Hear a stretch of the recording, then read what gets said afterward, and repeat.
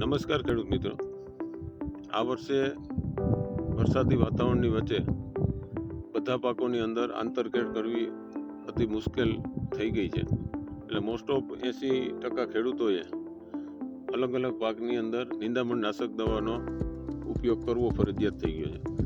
તો આવા સમયે આપણે જ્યારે કોઈ પાકની અંદર નિંદામણ નાશક દવાનો ઉપયોગ કરીએ છીએ ત્યારે આપણે નિંદામણ નાશક દવાના ઉપયોગ કર્યા બાદ શું માવજત કરવી જોઈએ એના વિશે હું મારો અનુભવ આપની સાથે શેર કરવા માગું છું.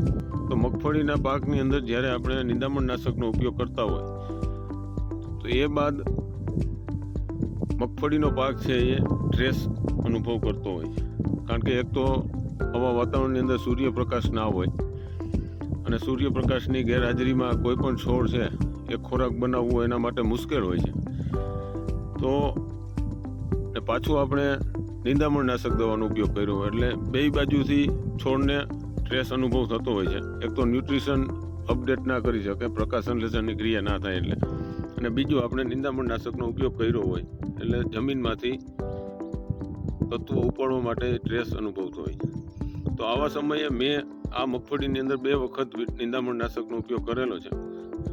તો મેં નિંદામણ નાશક દવાનો ઉપયોગ કર્યા બાદ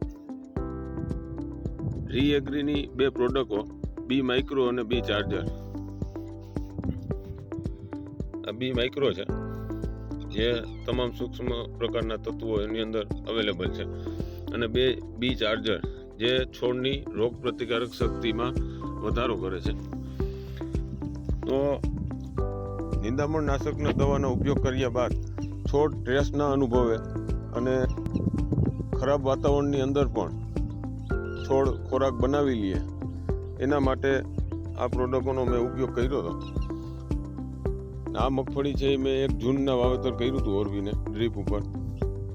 આપ જોઈ શકો છો આજે 7 દિવસ થઈ ગયા છે. આની અંદર મેં બી માઇક્રો અને બી ચાર્જરનો ઉપયોગ કર્યો છે.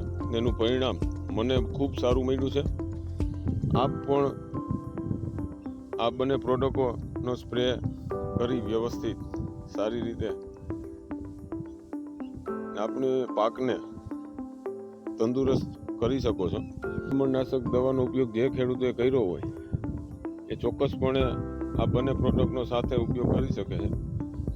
મેં બંને પ્રોડક્ટ 50-50 ml એક પંપની અંદર નાખીને સ્પ્રે કર્યો છે અને એનો કલર આપ જોઈ શકો છો.